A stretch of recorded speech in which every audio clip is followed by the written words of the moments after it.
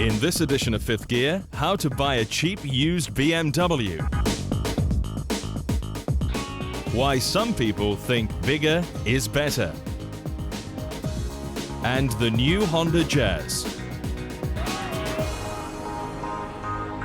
The term supercar is being somewhat abused these days. People seem to think you can just stick a big V8 into any old sports car and earn the title. Well, I'm sorry, but you can't. This is a supercar. A car with aggressive, outlandish looks. A car with exquisite design detailing. A car with something better than a Commodore Garden V8, a V12. In this case, a 7-litre, 550 horsepower Mercedes V12, tuned by AMG. Then you want an exotic-sounding name like Pagani Zonda. And a ridiculous price tag like £298,000.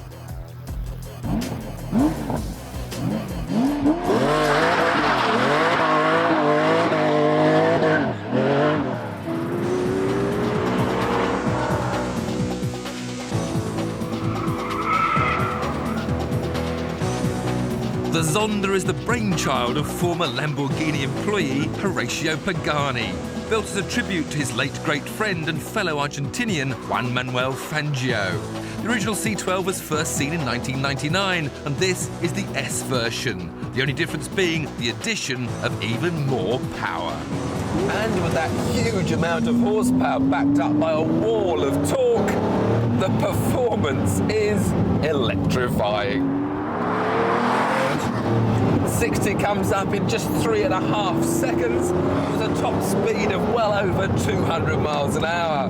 With only rear-wheel drive, it's wise to keep the traction control on until you're ready to give the Zonda your fullest concentration. Just like the McLaren F1 supercar, the Zonda's monocoque chassis is constructed entirely in-house. The carbon fibre material is cut to fill the moulds and placed inside the huge ovens before being bonded together to produce the final product. And to prove their quality, they've been driven all over Europe without so much as a murmur. One making the 960-mile trip from Modena to Goodwood last year, averaging a very reasonable 21 miles to the gallon. But then to contemplate a pan-European dash, you do need an element of practicality, which boils down to having somewhere to store your toothbrush and a spare pair of socks. So each Zonda comes with its complete set of bespoke luggage, trimmed to suit its glorious interior.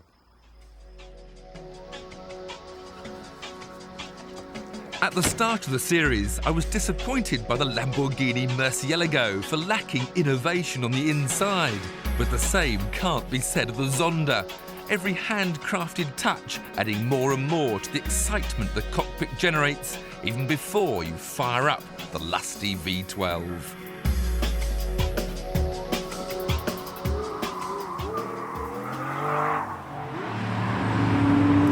Just burbling along, you can enjoy the panoramic view helped by these frog-eyed rear view mirrors. The steering is light but responsive, the ride firm but rewarding. The chassis isn't unsettled by the odd camber or bump. I can't believe what a sophisticated car this is. Quel motore piano a te Oh dear, what a machine. A machine that exceeded my expectations tenfold. Few will ever drive one, even fewer own one, but I'll never forget my day of dreaming. You know, it's the extra little touches that make things so special, and each Zonda customer gets their own pair of tailor-made driving shoes, handcrafted by the Pope's personal cobbler. It's the final flourish for a car that truly defines the word supercar.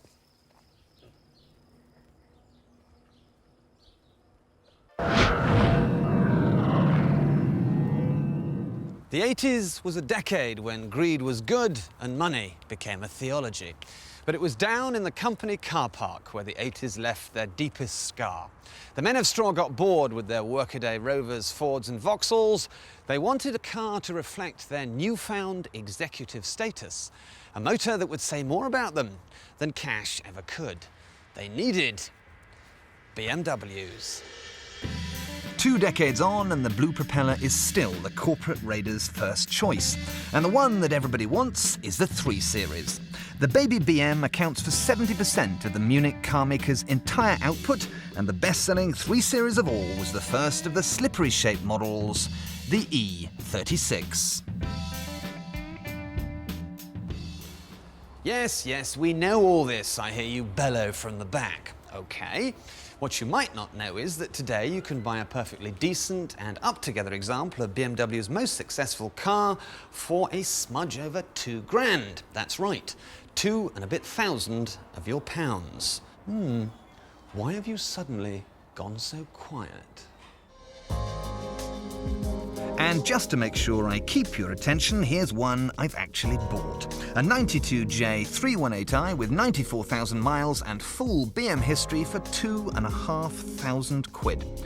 I fished this one out of the Auto Trader from a private seller and devoted husband who bought it 5 years ago for his wife.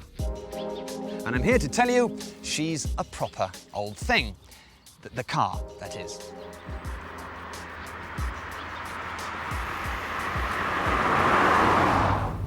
As well as a blemish-free exterior and the optional 320 alloys, my 3 Series has an utterly mint interior, with no signs of ritual abuse from the lower orders, no tears, burns or frays.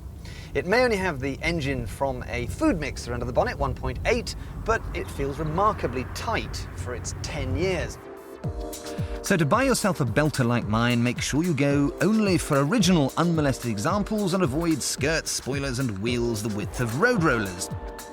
Don't buy white or police van blue. The 316i is slower than George Bush, and make sure you get one with a parade of dealer stamps in the service book. Oh, and ask when the cam belt was last changed. Much more than 20,000 and it can break. That said, not much else goes wrong. The 91 to 93 cars were a touch flimsy. Lots of recycled plastic, so lots of cabin rattles. Dirty oil can sludge up the hydraulic valve adjustment and the windscreens whistle a bit. But it is one of the best driving, best handling, most flattering sports saloons in the world. No other carmaker has built a pint-sized executive posing piece that goes as well as this one. Right then, it is the beginning of the week, and you've got maybe a couple of days to go out and buy yourself a 3 Series, because now the secret's out. All the nice cheap ones will be gone by the weekend. Go on, what you waiting for?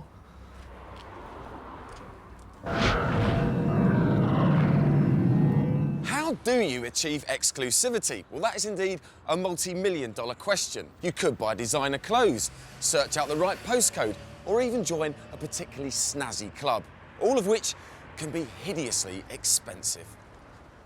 Cars, of course, are no exception. If you want to turn heads, you'll have to pay top dollar, and that can run into hundreds of thousands. Well, actually, there's another way.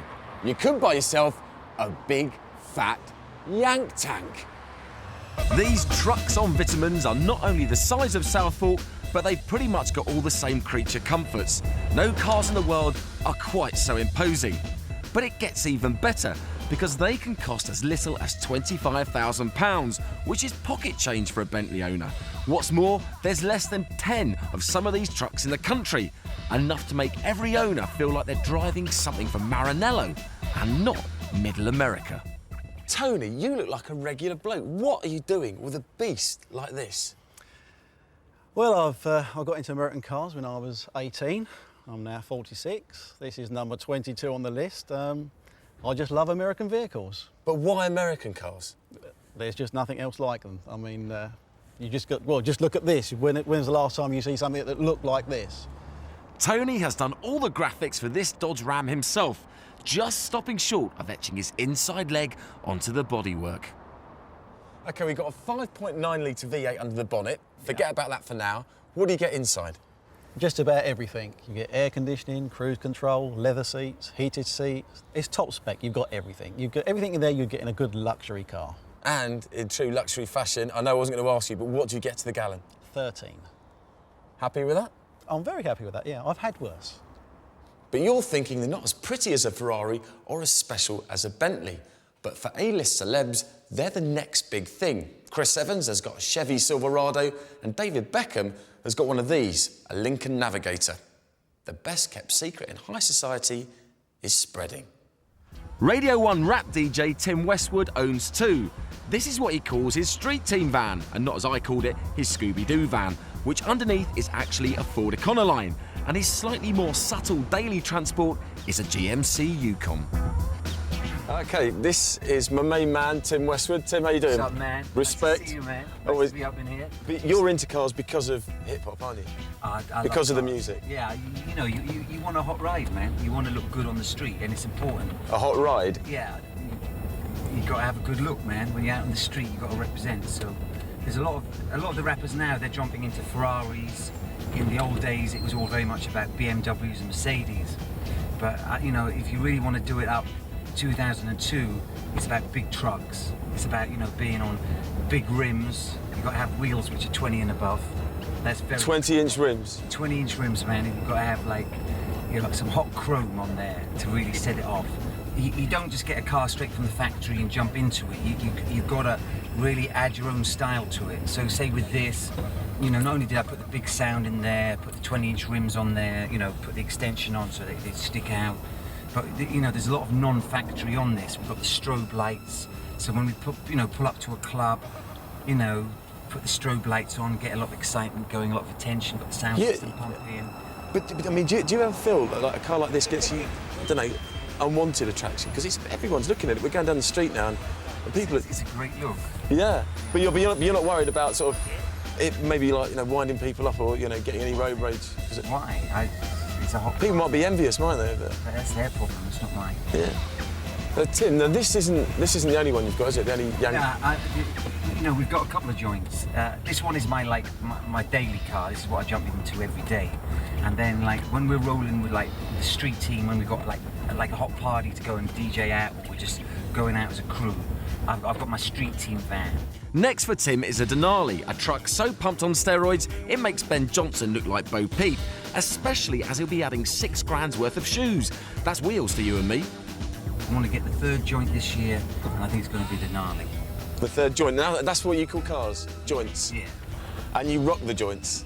Now, rocking the joint is having a party, isn't it? And rocking the joint is also driving a car. It's a generic term. Yeah, all right. I'm getting it. Work with me on that one. I'm working with you.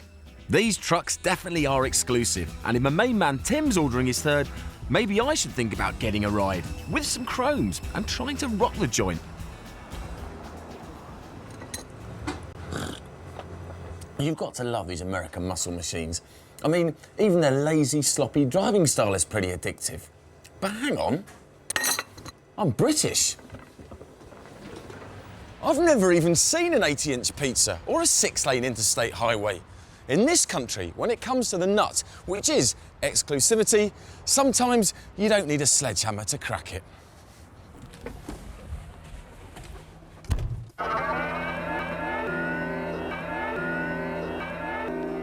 Doesn't look much like a revolution, does it? In fact, it looks more like a cross between a newt and a Japanese cartoon character. But that's the Honda Jazz, and it's the future. You better believe it.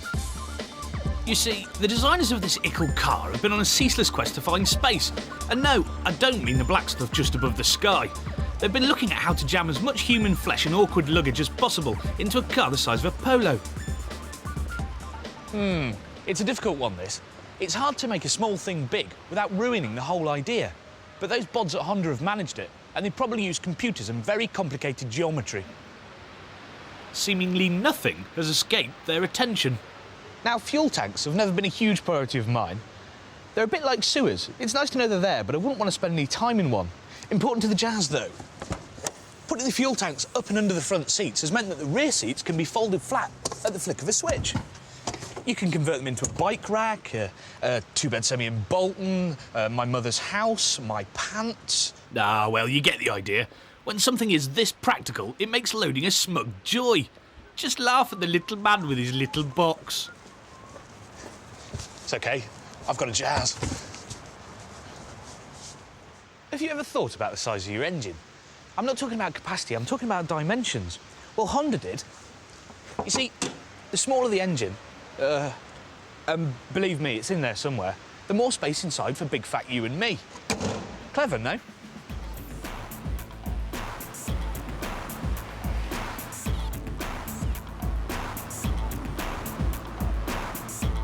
From the driver's seat, the Jazz's space is quite obvious. It's huge in there, more like a car a class up. The dash won't win any awards for being the most sexual, but it is well laid out and full of cubby holes. Like this one I'm pointing at here. Now, the little 1.3 engine might be a touch anorexic, but it still pulls sweetly enough and manages nearly 50 miles to the gallon, so you can put that in your practicality pipe and smoke it. It doesn't ride as well as the new Fiesta or the new Polo, but it's got a kind of edgy handling that makes it kind of fun. I think you'll like this. I certainly do. There's only one engine and a choice of 2 trims, so choosing is easy. The base is £9,000 and isn't bare of kit, while the SE version is 11,295 and very well spec'd. The Jazz does all the things you need from a Super Mini, and even more things that put larger cars to shame. This is an authentic, big little car. The Fiesta and the Polo ought to be running scared. Surprise and delight, my dears, comes in the strangest of places, and I've found that I quite like Jazz. It is, as they say, nice.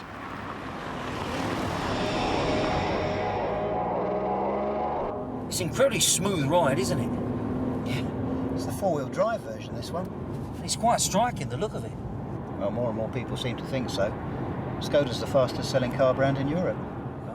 Skoda, as you can see, is trying enormously hard to convince the world it's making proper cars these days. And, with a few exceptions, it's succeeding.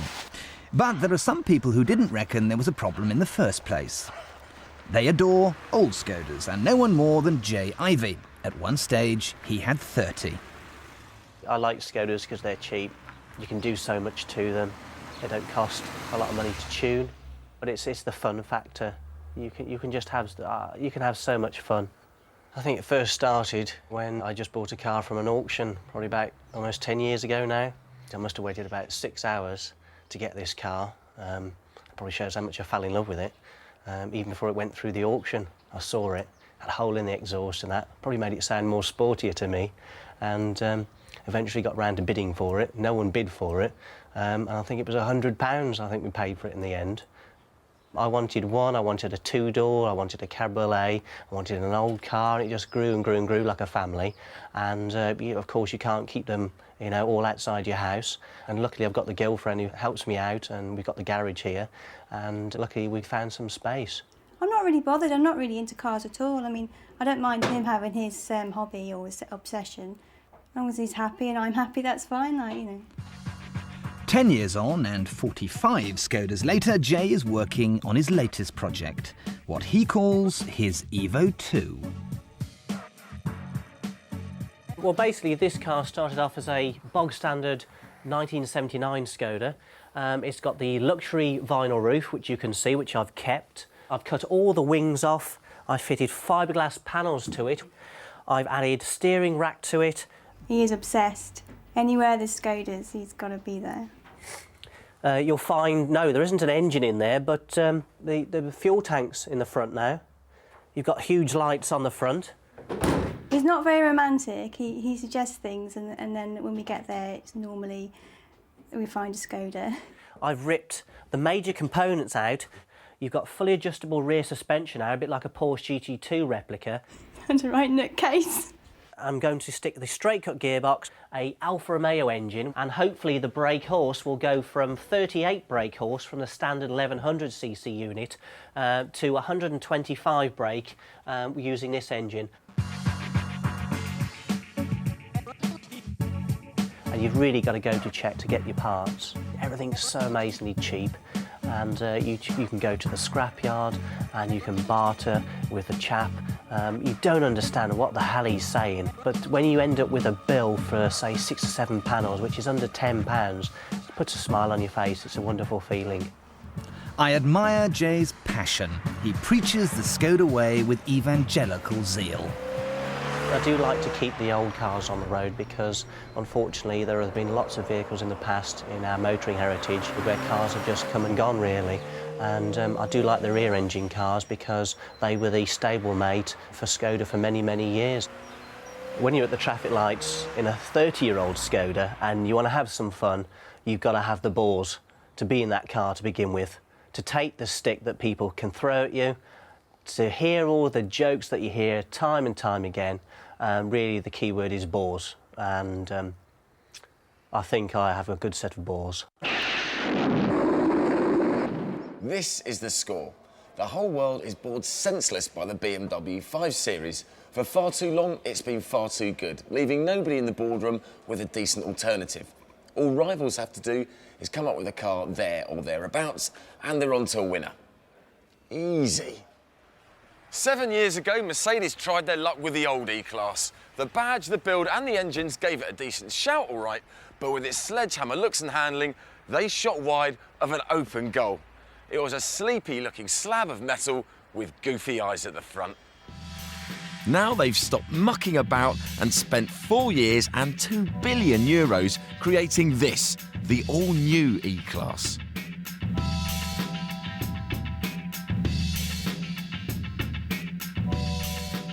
It's been genetically modified to look like other, more rakish members of the Merc family, the C-Class and S-Class. The E is now quite the lean, mean young shaver about town.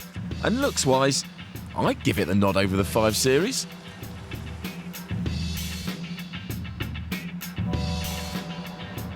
Merc also needed to improve the driving. The old one was about as dynamic as a dunk biscuit. This one needs to be sharper, and not just in case you want to lick performance envelopes. A big bruiser like the E-Class is no fun in any situation. If driving it is like trying to steer an elephant by its ears.